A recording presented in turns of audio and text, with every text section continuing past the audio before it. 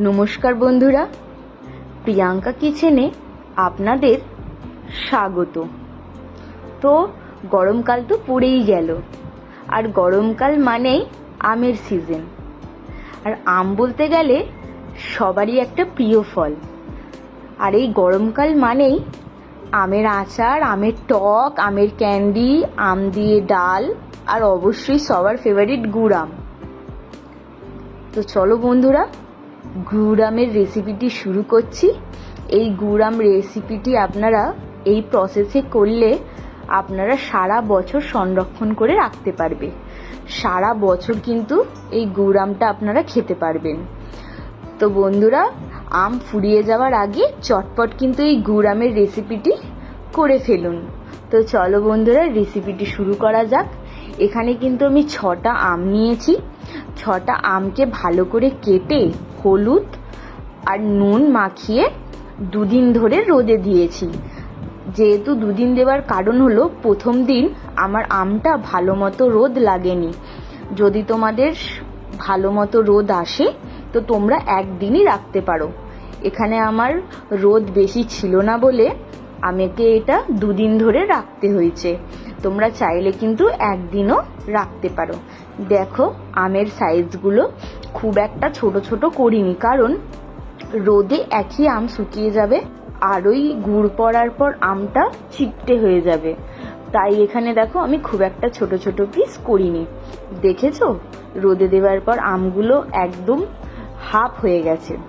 ব্যাস, এইটা তুমি সর্ষের তেলেও করতে পারো, কিন্তু এটা আমি রিফাইন তেলে করেছি। 5 ফোড়ন আর শুকনো লঙ্কা আমি এর মধ্যে ফোড়ন দিয়েছি। দিয়ে তেলে ভালো করে সব আমগুলোকে দিয়ে দিয়েছি। এখানে আমগুলোকে আমি একটু লাল লাল করে ভেজে নিয়েছিলাম ভালো মতো। দেখো, তোমরা কিন্তু এইটা করার সময় খুব একটা গ্যাসের ফ্লেম জোরে রাখবে না। গ্যাসের ফ্লেমটা কিন্তু মিডিয়ামই রাখবে। জ্বলে গেলে কিন্তু একটা পোড়া পোড়া গন্ধ ছাড়বে। তাই দেখো, আমি ফ্লেমটা কিন্তু নর্মালি রেখেছি। আর ওর আমের স্কিনের গায়ে হালকা লাল লাল দাগ হলে খেতে কিন্তু খুবই সুন্দর লাগে। আমি দেখো হালকা একটু ব্রাউন ব্রাউন করে, গোল্ডেন ব্রাউন করে ভেজে নিয়েছিলাম আমগুলোকে। এখানে আমি আখের গুড় ব্যবহার করেছি 500 গ্রাম। 6টা আমে এখানে আমি 500 গ্রাম আখের গুড় ব্যবহার করেছি। তোমরা গুড়ের সাথে যদি পারো চিনিও অ্যাড করতে পারো। তোমরা যদি চাও একটু গ্রেভিটা বেশি রাখবে তো তোমাদেরকে গুড়টা বেশি দিতে হবে। আর যদি চাও তোমরা একটু মাখা মাখা খাবে, তাহলে তোমরা 500 গুড় দিলেই এনাফ 6টা আমে। দেখো, গুড়গুলো কিন্তু এখানে গোটা গোটা আছে, কোনো চিন্তা নেই। যদি গুড় গোটা গোটা থাকে তাও দিয়ে দেবে, গরমে একদম গলে যাবে। দেখো, এবার গ্রেভি আসতে শুরু করে দিয়েছে, গুড়গুলো গলতে একদম শুরু করে দিয়েছে। আর কালারটাও কিন্তু খুবই সুন্দর আসতে শুরু হয়ে গেছে, একদম ব্রাউন ব্রাউন। আর এখনই দেখতে কিন্তু খুবই সুন্দর লাগছে। আর আরেকটা জিনিস মনে রাখবে, গুড় দিয়ে আমকে যত ফোটাবে আমের ভেতরে কিন্তু গুড়টা তত পৌঁছাবে, আর খেতেও কিন্তু খুব সুন্দর লাগবে। আমের টক ভাবটা কিন্তু একদম চলে যাবে। তো একটুখানি বেশি ফোটানোর চেষ্টা করবে, বেশিও নয়, যাতে একদম তেতো তেতোও যেন না হয়ে যায়। গ্যাসের ফ্লেমটাকে লো করে তোমরা 15 মিনিট কিন্তু গুড় দিয়ে আমগুলোকে ভালো করে ফুটিয়ে নিতে পারো।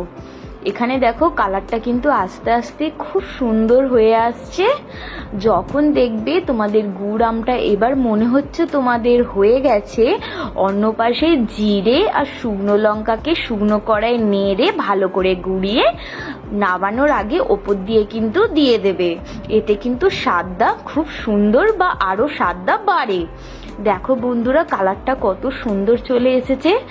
আর আরেকটা জিনিস মনে রাখবে, তোমরা যদি এই আচারটাকে সকালে করো, একদম রাত্রির বেলায় কিন্তু তোমাদেরকে জারে পুড়তে হবে, না হলে কিন্তু ভেবনে ফুটে যাবে। গুড় আমটা করার পর কিন্তু একদিনই রোদে দিলে আচারটা একদম রেডি হয়ে যাবে।